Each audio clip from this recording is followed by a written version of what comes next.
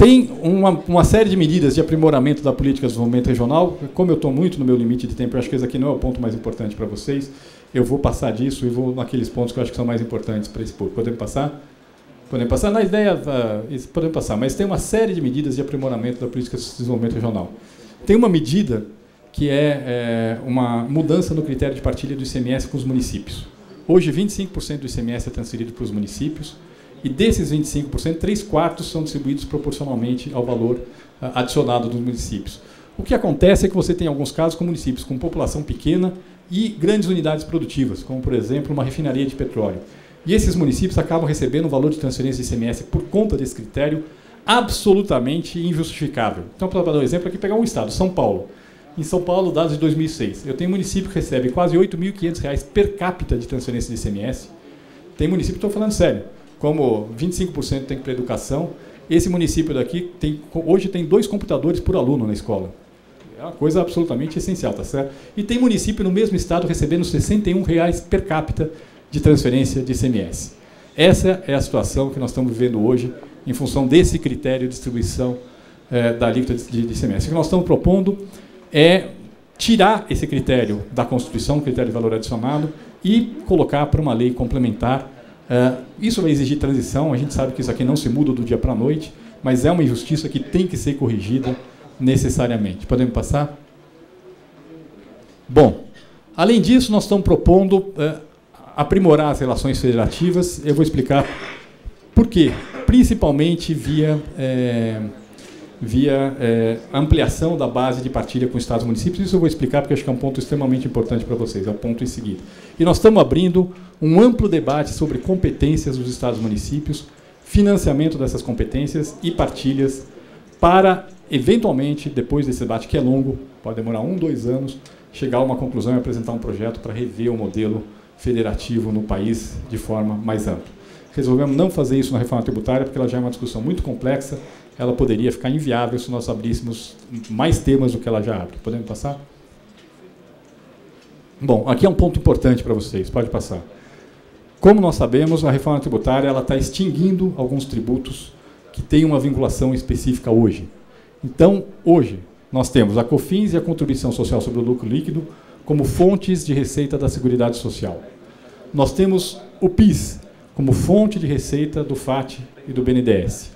Nós temos o salário educação, que é vinculado à educação básica, sendo 60% indo para estados e municípios, e temos a CID Combustíveis, que é vinculada à infraestrutura de transportes, mais algumas finalidades, sendo 29% para estados e municípios. Ao mesmo tempo, do ponto de vista da partilha federativa, ela é essencialmente definida em cima do imposto de renda e do IPI.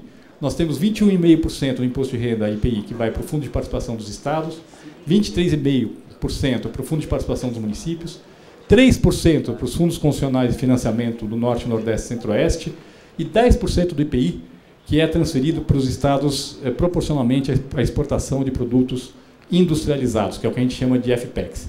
Isso é a situação que temos hoje. Com a reforma tributária, esse modelo tem que mudar. E a proposta é fazer a mudança de forma a que ela seja totalmente neutra do ponto de vista do financiamento de cada uma das atividades que hoje é contemplada por este modelo. E como é que nós estaríamos propondo isso? Podemos passar? O que nós estamos propondo é o seguinte: na prática, nós temos hoje 7 tributos que vão virar 3. O imposto de renda e a contribuição social sobre o lucro líquido, que vão virar o imposto de renda. O IPI, que vai ser mantido, mas provavelmente com uma arrecadação menor, porque uma parte dele vai passar para o IVA federal. A COFINS, o PIS, o salário e educação, e a CID, cuja arrecadação vai ser suprida pelo IVA federal. Ou seja, a proposta na reforma tributária é que esses 3 tributos, imposto de renda, IPI e IVA federal, tenham exatamente a mesma arrecadação dos 7 tributos que estão sendo substituídos. Em cima disso, o que nós estamos propondo? Nós estamos propondo que uma porcentagem desses 3 tributos, que corresponde exatamente, que é 38,8%, vá para a Seguridade. De onde veio esse número? Esse número é exatamente a proporção, em 2006, da arrecadação da Contribuição Social sobre o Lucro Líquido e da COFINS sobre o total da receita dos 7 tributos. Portanto, qual o efeito para a Seguridade? Ela mantém exatamente o mesmo nível de financiamento, apenas ao invés de ter tributos específicos vinculados a ela, ela passa a ser financiada por uma porcentagem de uma base mais ampla de tributos. Do ponto de vista do contribuinte, uma enorme simplificação.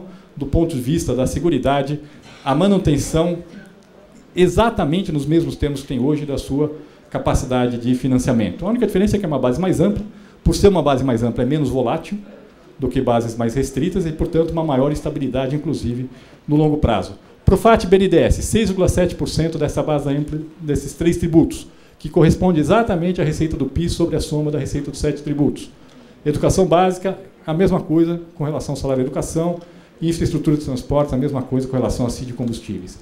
Portanto, do ponto de vista do financiamento da Seguridade Social, a proposta, embora extinga tributos que hoje são vinculados à Seguridade Social, é totalmente neutra do ponto de vista do financiamento da Seguridade. O mesmo vale para as outras áreas que são financiadas por tributos que estão sendo extintos. Podemos passar? No que diz respeito à partilha federativa, o que está sendo proposto? O que está sendo proposto do que diz respeito à partilha federativa é o seguinte: nós pegaríamos esses mesmos 3 tributos, essa base ampla, Imposto de Renda, IPI e o IVA federal, subtrairíamos aquela parcela que é devolvida para a Seguridade, FAT, BNDES, Educação Básica, Infraestrutura de Transportes, que corresponde hoje exatamente à arrecadação daqueles 5 tributos que estão sendo extintos, tá certo?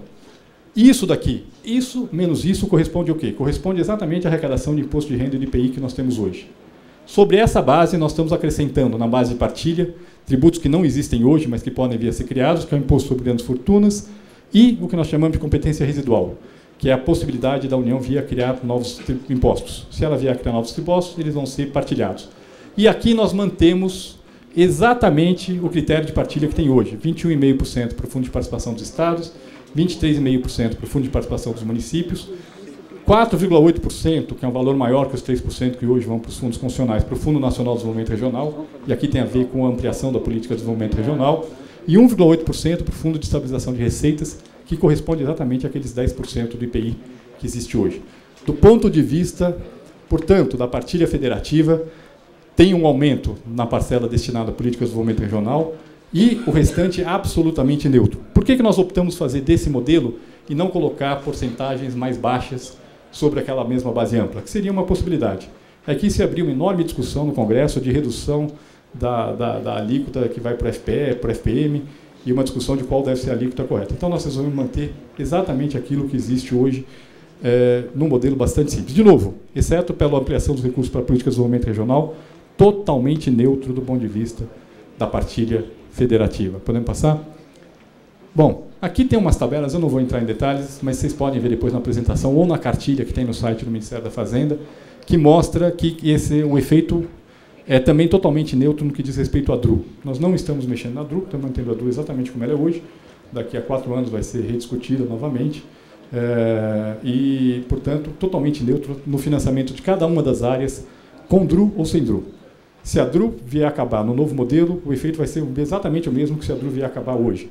Se ela for mantida, o efeito é exatamente o mesmo que se ela for mantida hoje. De novo, total neutralidade. Eu não vou entrar em detalhe aqui, porque estou meio atrasado. Podemos passar?